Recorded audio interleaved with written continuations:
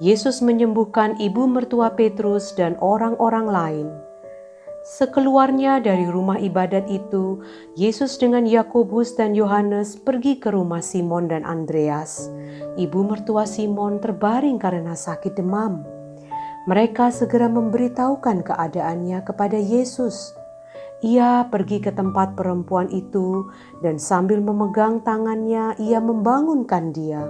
Lalu lenyaplah demamnya. Kemudian perempuan itu melayani mereka. Menjelang malam, sesudah matahari terbenam, dibawalah kepada Yesus semua orang yang menderita sakit dan yang kerasukan setan. Maka berkerumunlah seluruh penduduk kota itu di depan pintu. Ia menyembuhkan banyak orang yang menderita bermacam-macam penyakit dan mengusir banyak setan. Ia tidak memperbolehkan setan-setan itu berbicara, sebab mereka mengenal Dia. Yesus mengajar di kota-kota lain. Pagi-pagi benar, waktu hari masih gelap, ia bangun dan pergi keluar. Ia pergi ke tempat yang sunyi dan berdoa di sana. Tetapi Simon dan kawan-kawannya menyusul dia. Waktu menemukan dia, mereka berkata, "Semua orang mencari Engkau."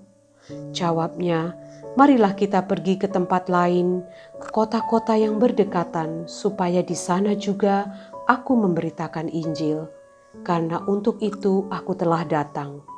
Lalu pergilah ia ke seluruh Galilea dan memberitakan Injil dalam rumah-rumah ibadat mereka dan mengusir setan-setan. Yesus menyembuhkan seorang yang sakit kusta.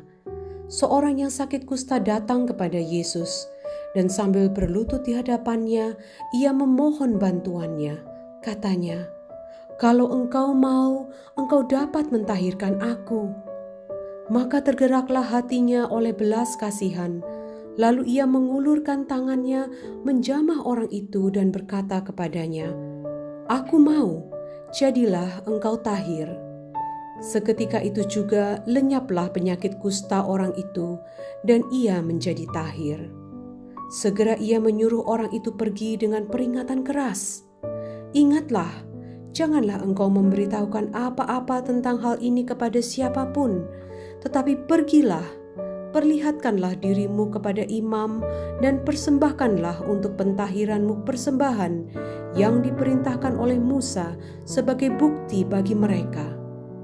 Tetapi orang itu pergi memberitakan peristiwa itu dan menyebarkannya kemana-mana, sehingga Yesus tidak dapat lagi terang-terangan masuk ke dalam kota.